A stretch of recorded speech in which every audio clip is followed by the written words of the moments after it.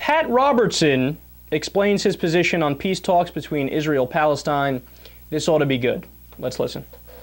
I would just say this from a prophetic standpoint. Every time the United States gets involved in some kind of a pressure on Israel to split their land, there's some natural disaster that happens here in America. There was a very cogent book written about that, just traced one after the other of disasters that come on America. And I tell you, Jerusalem was given to the Jews. It is their capital. And the whole idea of splitting that capital is just folly. And mark my word, that will be the final sticking point all the way down the line. The Palestinian people are going to want Jerusalem as their capital, and the Jews are going to say, no way, it's not going to happen, and it's going to be a fight over Jerusalem. And when you read the Bible, there's no such thing as the Battle of Armageddon. We read all these things in the Washington Post, etc., about the Battle of Armageddon, but there is no Battle of Armageddon.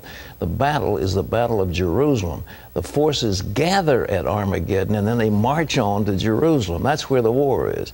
And the war will be over Jerusalem. And I remember speaking to Yasser Arafat some years ago, and he said, oh, well, we'll find a way, blah, blah, blah. Well, they're going to try to finagle away.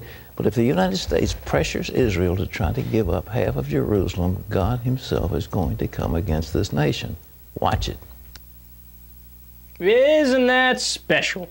So you want to know why there's no peace in the Middle East? There's your answer right there. Extremists like Pat Robertson have been screaming for years that Israel can't compromise at all. They have to keep squashing and crushing the Palestinian people, and their reasoning is because Israel in the Bible is the land of the Jews, and when Jesus comes back, it needs to be in their hands, not the hands of those dirty Muslims, those Palestinians. How can anybody hear what Pat Robertson said and not immediately think, well, he's crazy? The dude just said natural disasters happen when we try to negotiate peace in the Middle East. And he talked about biblical Armageddon. Pat, your fantasy isn't real, man. Your fantasy is not real. And the part about this that makes my blood boil is that he's affecting real lives. So the Palestinians aren't allowed to have statehood or get their own territory drawn from the 1967 borders, which would only give them about 25% of the land. But they can't even have that little tiny bit.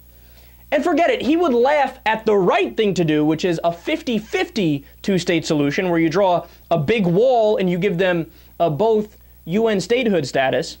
But because Pat Robertson thinks that Humpty Dumpty and Mother Goose is real, Palestinians now have to live in abject poverty with blockades and hunger and no future.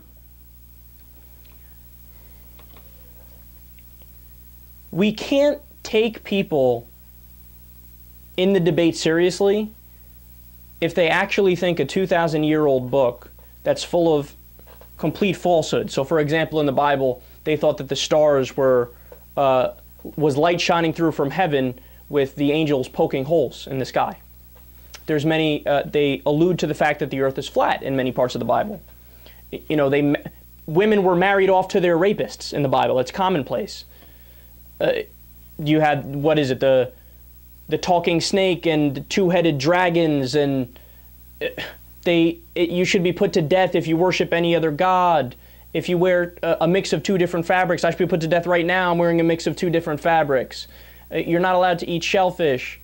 I mean, Noah's fucking Ark, really? Really, an old man got two of every animal on a boat when in his geographic region, there's not even 10% of the world's animals in that area. But he got them on a boat, and then the whole world flooded. You know who thinks the whole world flooded? Somebody who only knows an area that's like 1.5 miles in perimeter, in diameter.